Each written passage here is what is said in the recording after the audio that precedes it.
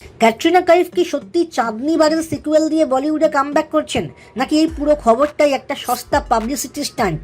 মা হওয়ার পর থেকে ক্যাটরিনা কাইফকে বড় পর্দায় দেখা যাচ্ছে ঠিক ততটাই কম যতটা আজকালকার সিনেমায় ভালো লজিক দেখা যায়।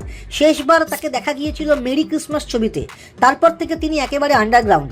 এই তো গত 7ই নভেম্বর ভিকি আর ক্যাটরিনার কোলে ফুটফুটে এক পুত্র সন্তান এলো, আর তার ঠিক পরেই বলিউডের হাওয়ায় ভাসতে শুরু করলো এক অদ্ভুত জল্পনা।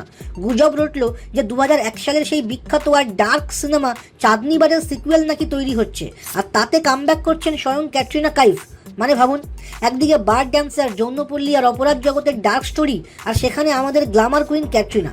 খবরটা শুনেই অনেকের চোখ কপালে উঠেছিল। ছবিতে নাকি আবার তাব্বুও আছেন, আর ডিরেক্টরের চেয়ারে বসেছেন অজয় বাহাল।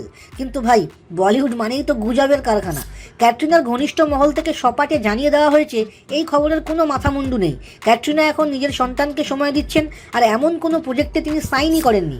আসলে ইন্ডাস্ট্রিতে এখন একটা নতুন ট্রেন্ড চলছে, ছবির হাইপ বাড়াতে গেলে কোনো লিস্টার নায়িকার নাম জড়িয়ে দাও, ব্যাস মিডিয়া এমনি লাফালাফি শুরু করবে।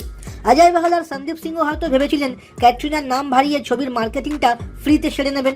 আসল মজাটা হলো, মধুর ভান্ডারকার, যিনি আসল চাঁদনিবার বানিয়েছিলেন, তিনি নিজেই জানেন না যে তার ছবির সিকুয়েল হচ্ছে। তিনি রীতিমতো খেপে বোম।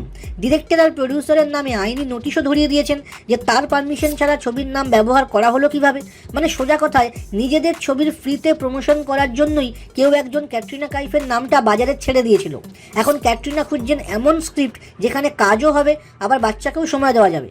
আপনাদের কি মতামত? ক্যাটরিনা কাইফকে কি এই ধরনের ডার্ক আর সিরিয়াস রোলে মানাবে, নাকি তার উচিত সেই পুরনো গ্ল্যামারাস অবতারেই কামব্যাক করা? আপনার নিজের জন্য বা নিজের ব্যবসার জন্য পার্সোনাল বা বিজনেস ওয়েবসাইট তৈরি করতে চান, অথবা তৈরি করতে চান আধুনিক মোবাইল অ্যাপ, কোথায় যোগাযোগ করবেন, কিভাবে শুরু করবেন বুঝতে পারছেন না? যোগাযোগ করুন নিচে দেওয়া ফোন নাম্বারে। আপনার সমস্ত প্রশ্নের উত্তর পাবেন এখানেই।